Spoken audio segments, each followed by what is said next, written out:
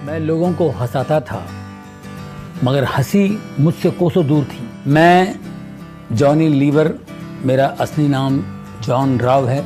मैं आंध्र प्रदेश से हूँ। मेरे माता पिता बहुत पहले मुंबई आ चुके थे। किंग सर्कल के स्लम्स में मैं रहता था। बारिश के दिनों में घर में पानी भर जाता था, घुटने तक पानी आ जाता था। तो छोटे से कटोरे में पानी को यूं पकड़ने की कोशिश करता था, ऐसे कभी ऐसे कभी ऐसे कैसे कैसे कैसे।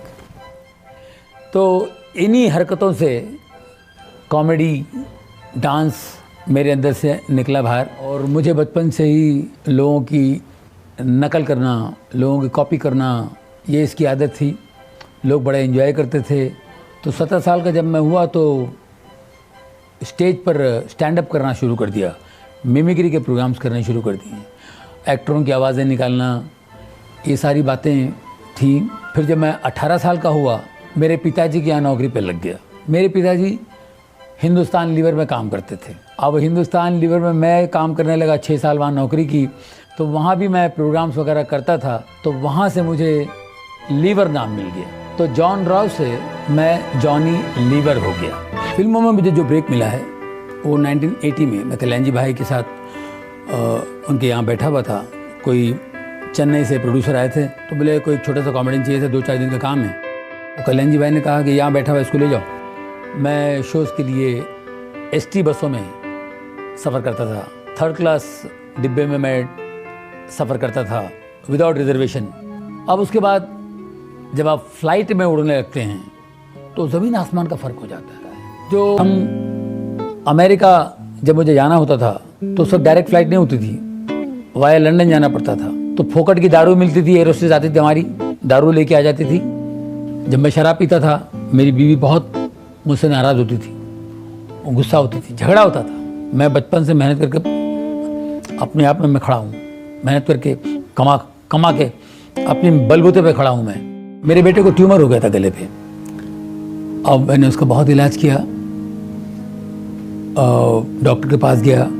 डॉक्टर ने कहा इसका ऑपरेशन करना पड़ेगा। तो मैंने कहा कर दीजिए। बोले आप बेफिक्र रहो, 15 मिनट में इसको ठीक कर दूंगा मैं ऑपरेशन थिएटर में जाता हूँ तो मेरा बेटा टेबल पे लेटा हुआ है और इतना बड़ा कट था उसका।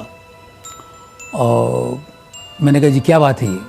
तो बोले ऑपरेशन नहीं कर पाएंगे क्योंकि ट्यूमर जो है वो निकाल नहीं सकते हैं, वो नसों में जकड़ा हुआ है, नसों के बीच में जकड़ा हुआ है। और वो एक भी नस बाय मिस्टेक कट जाए तो वो पैरालाइज हो जाएगा, उसको लकवा हो सकता है, एक साइड से पूरा बदन खराब हो जाएगा।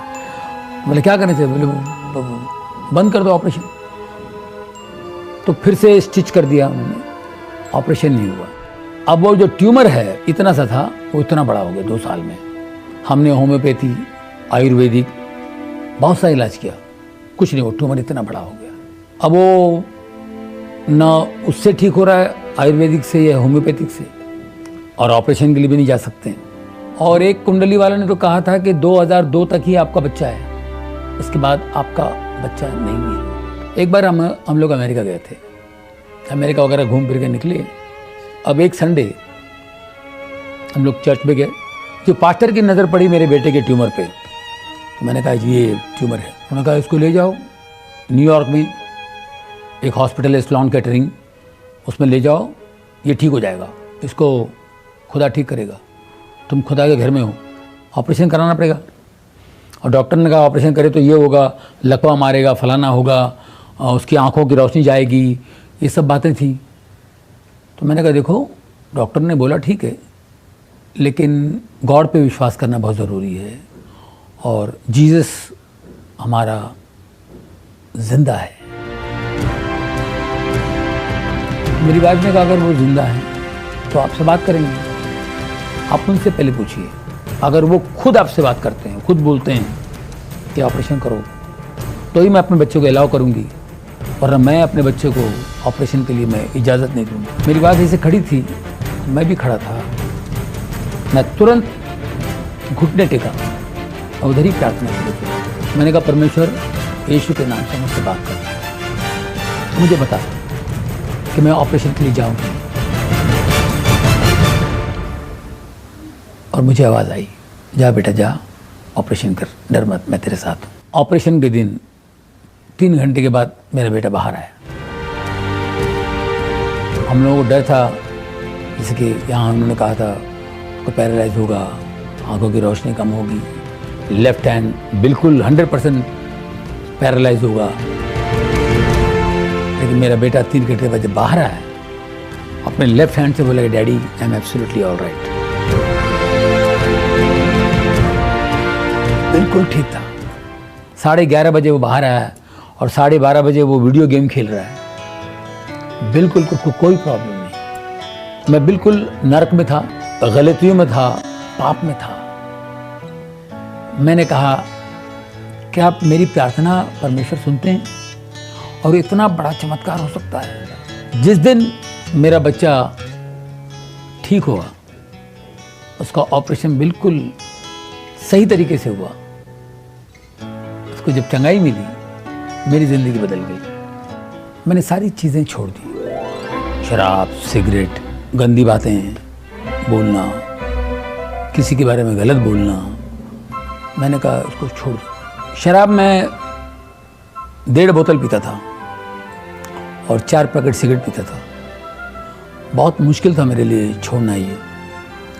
बारिश के मौसम में बहुत तकलीफ होती थी, मुझे तलब आती थी, लेकिन मैं प्रार्थना करता था कि परमेश्वर मुझे शक्ति दे, यीशु मुझे ताकत दे। जब परमेश्वर की रोशनी आती है तो एक ताकत आती है आपके अंदर, और उस ताकत से आप इन चीज़ों को फॉलो कर सकते हैं, इस मार्ग पे चल सकते हैं। मेरी वाइफ सेवा करती है, मेरी बेटी चर्च में वर्शिप लीड करती हैं, वो अच्छा गाती हैं, और मेरा बेटा ड्रम्स प्ले करता है।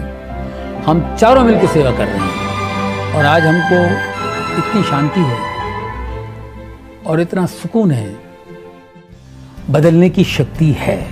अगर आप बदलने की शक्ति को पाना चाहते हैं तो स्क्रीन पर दिए हुए नंबर पर संपर्क कीजिए और मुफ्त किताब हासिल कीजिए।